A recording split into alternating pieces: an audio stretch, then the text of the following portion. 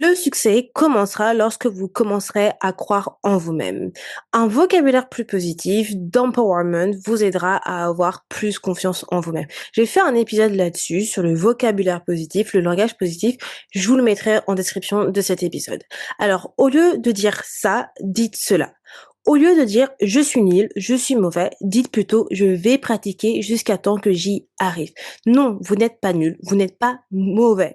Vous êtes en train d'apprendre et tout s'apprend. On est tous en statut beginner, junior, avant d'arriver à un statut plus avancé. Alors non, vous n'êtes pas nul. Vous êtes en train d'apprendre. C'est normal que vous n'arrivez pas à faire quelque chose si c'est quelque chose que vous n'avez jamais fait auparavant. Vous êtes en train d'apprendre. N'ayez pas du coup ce mindset de vous dire que vous n'allez pas réussir alors que vous êtes tout nouveau à cette tâche. C'est tout à fait normal que vous n'arrivez pas à le faire pour le moment, puisque vous êtes toujours en apprentissage. Alors, au lieu de vous dire que vous êtes nul et vous êtes mauvais, dites-vous plutôt que vous allez pratiquer jusqu'à temps que vous y arrivez et que vous êtes en train d'apprendre. Au lieu de dire je n'y arriverai pas ou je n'y arriverai jamais, dites plutôt je vais essayer parce que je n'ai rien à perdre. Ça change toute la perspective des choses parce que vous n'y arrivez pas pour le moment. Et comme je disais tout à l'heure, c'est normal. Si vous n'y arrivez pas pour le moment, parce que vous êtes en train d'apprendre, ça ne veut pas dire que vous n'y arriverez jamais. Qui vous a dit que vous n'allez jamais y arriver? Pourquoi vous vous dites cela dans un premier temps? Est-ce que c'est parce que c'est dur? Oui, c'est dur. Mais si vous vous donnez les moyens d'y arriver, eh ben, vous allez y arriver un moment ou un autre, en fait. Vous avez tout le temps la possibilité d'essayer parce que effectivement, vous n'avez rien à perdre à part peut-être un peu de temps. Et du temps dans la vie, c'est rien. Si vous souhaitez vraiment réussir une tâche, une compétence, vous allez tout faire pour pouvoir l'acquérir. Alors, arrêtez de vous dire que vous n'y allez jamais y arriver. À part vous, qui est votre seule limite, pardon, personne d'autre vous dit cela. Personne ne vous a dit que vous allez jamais y arriver. Vous êtes la seule personne qui vous dit cela, alors arrêtez d'avoir ce vocabulaire. Dites-vous plutôt que en fait, vous allez essayer et que vous n'avez rien à perdre. Ayez un growth mindset et je vous ai parlé aussi du growth mindset dans un de mes épisodes de podcast. Une autre phrase qui vous dévalorise, c'est: «Les autres sont meilleurs que moi». Alors, au lieu de dire cela, dites-vous plutôt: «Je réussis aussi bien que les autres».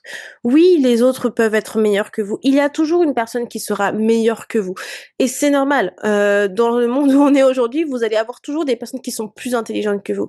Mais ça ne veut pas dire que vous devez vous dire ça à chaque fois que vous faites une tâche. Certes, vous pouvez le acknowledge, vous pouvez prendre connaissance qu'effectivement, il y a des autres personnes qui seront toujours meilleures que vous, mais par contre, vous pouvez vous dire: «Je réussis aussi bien que les autres», parce que vous réussissez peut-être dans un domaine que les autres ne réussissent pas. On a tous nos propres compétences, nos propres connaissances et peut-être qu'il y a des personnes qui réussissent mieux dans un domaine, mais vous allez réussir mieux dans un autre domaine. C'est comme vos connaissances, vous n'avez pas les mêmes connaissances des autres. Il y a des personnes qui vont avoir des connaissances sur un sujet précis que vous ne l'avez pas et vous allez peut-être avoir des meilleures connaissances sur un sujet que cette personne n'a pas. Alors arrêtez de vous dire que oui, les autres réussissent mieux que vous, parce que oui, possiblement que c'est la vérité et ça c'est un fait, mais par contre, dites-vous que vous réussissez autant que les autres parce que vous avez vos propres forces, OK? Chacun a ses forces et ses faiblesses, mais ça ne veut pas dire que vous devez vous dévaloriser parce que vous voyez que les gens réussissent mieux que vous.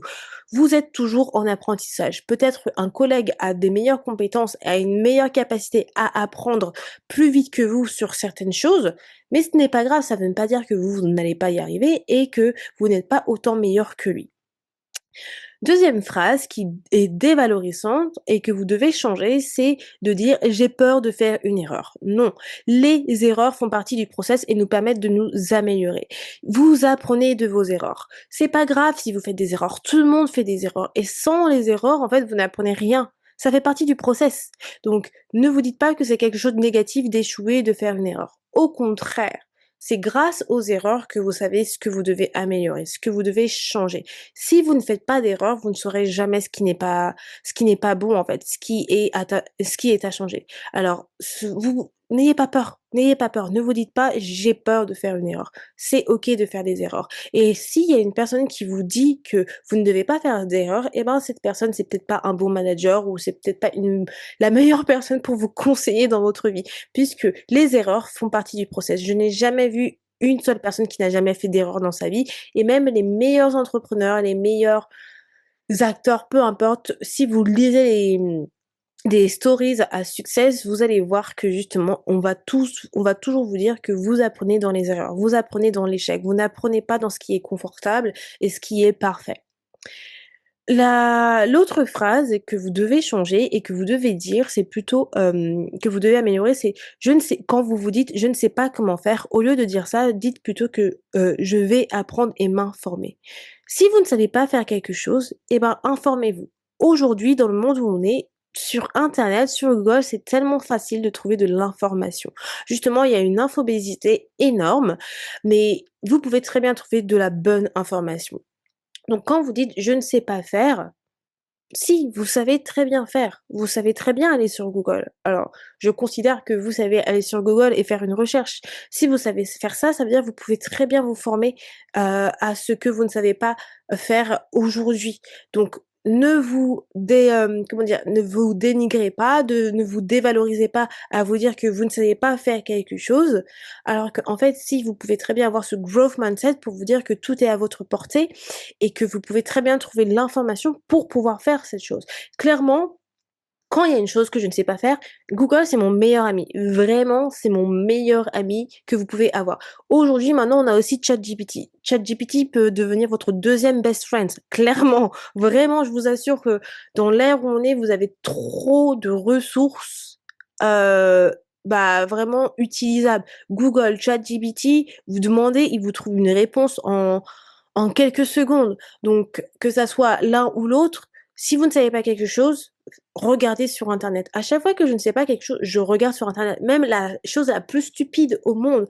Clairement, ça peut aller de tâches de ménagère à comment, décrasser un four, à je ne sais pas, quelque chose de mécanique, un peu plus technique.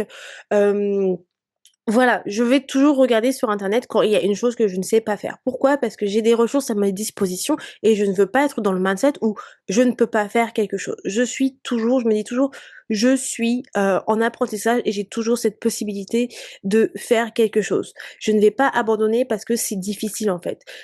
Clairement, par exemple, là, j'ai commencé un nouveau boulot, dans la même boîte où je suis depuis 4 ans, parce que j'ai fait une mobilité interne et c'est vrai, je vous avoue que c'est beaucoup plus difficile que l'ancien boulot que j'avais dans cette même boîte. Pourquoi? Parce que c'est beaucoup plus technique et j'ai beaucoup plus de responsabilités. Mais en aucun cas, je me dis: «Je ne oh, je vais jamais réussir ça à faire ça, Andy». Pourquoi? Parce que rien que dans cette boîte, le premier boulot que j'ai eu dans cette boîte, il était compliqué et au final, j'ai quand même réussi à le faire. J'ai réussi à le faire parce que j'ai appris.